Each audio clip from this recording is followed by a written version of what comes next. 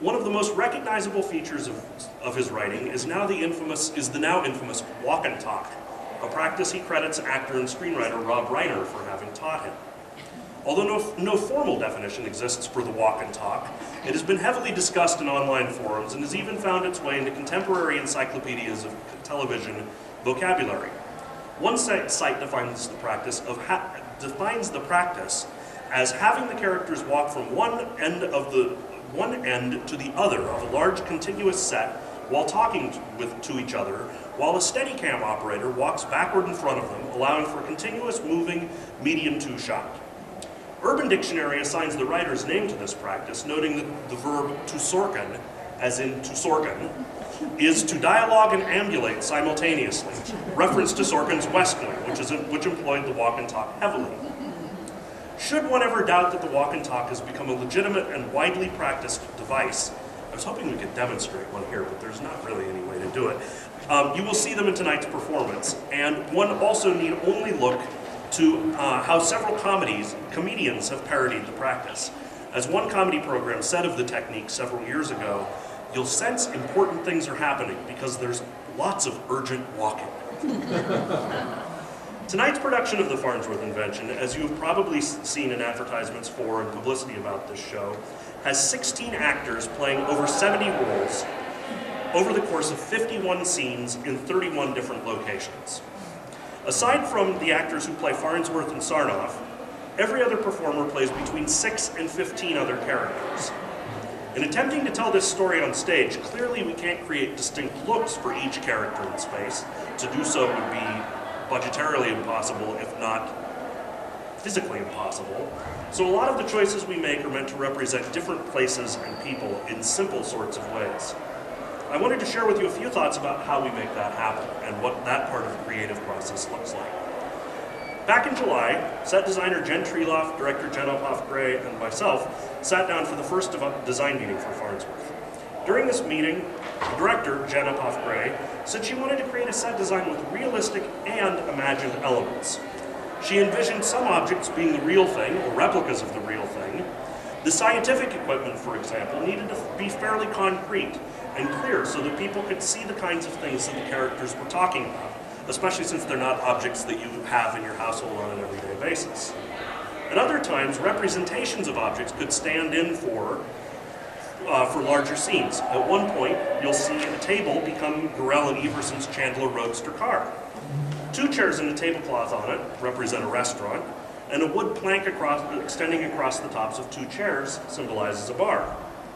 Of course, lighting, sound, and the use of actors in ensemble roles also help to create the atmosphere of particular scenes. Moreover, in order to heighten the sense that we're seeing a play, but that the actors in the play aren't recreating the real world, but are instead acting out a story, the director and set designer decided to remove traditional backstage masking from this particular set, leaving some of the theatrical essentials that you don't normally see, such as the things that the lights hang on, ropes, prop tables, and so forth, more exposed and enabling the actors to create another world behind the stage, that backstage world that the audience can see in full view as they watch the performance. Jen Treeloff, the set designer for the show, talked about a few inspirations during this first meeting. The lines in the fields that inspired Farnsworth's own conception of television were similar to the rows of corn he passed by each day on his way to work at American Players Theater out in Spring Green. He was also struck by the different elements used in scientific labs and construction more generally at the time. It was a time where people still used a lot of wood, but where concrete and steel were becoming regular parts of modern architecture. So you'll see elements of all of those in the set for tonight's show. There was also a need for functionality. We need to be able to see several things happening in different places, at different times, in different environments, and sometimes several scenes happening at the same time on stage. So they also talked about creating various levels on the stage to allow the existence of multiple spaces simultaneously. Costume design for this production relies on a base costume for each performer with added elements, glasses, hats, outerwear, and other costume props to shift an actor's appearance in subtle ways, sometimes in a matter of seconds, from one role to another. A particular challenge faced in costuming actors is that sometimes the characters they play in this show aren't all that different occupationally from one another. One of our actors, Santiago Sosa, for example, plays Sims, who's an executive at American Marconi and RCA, Wilkins, who's a community chest funder, and Lippincott, a lawyer.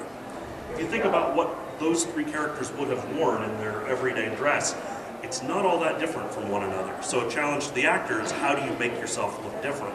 And sometimes it is with those physical costume changes, but sometimes it's also an actor's posture, movement, and voice that will suggest these differences. So as part of his research for this production, costume designer Scott Rote assembled collages of images that inspired his costume choices for each actor.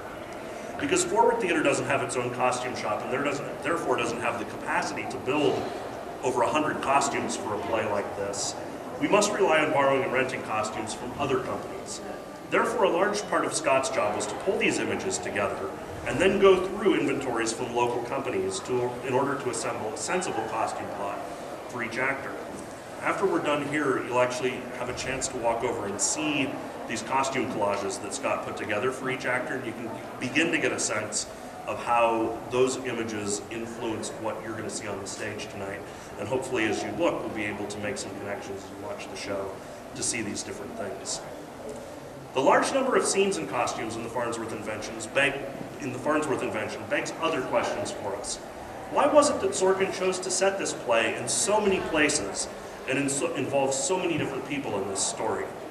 What does this approach, which also requires the use of the imagination, since we know we can't reproduce all these things as you might be able to do in a film or in television, say about the story he's trying to tell us? How would this story look different if it had been told on TV, in a movie, or had been written in a novel?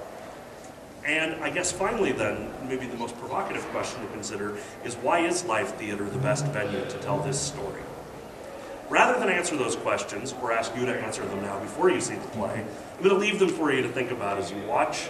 You can talk about them with the cast after the show. You can talk about them with each other as you drive home from the show tonight. Thank you for coming here. I would like to open this up for some questions now.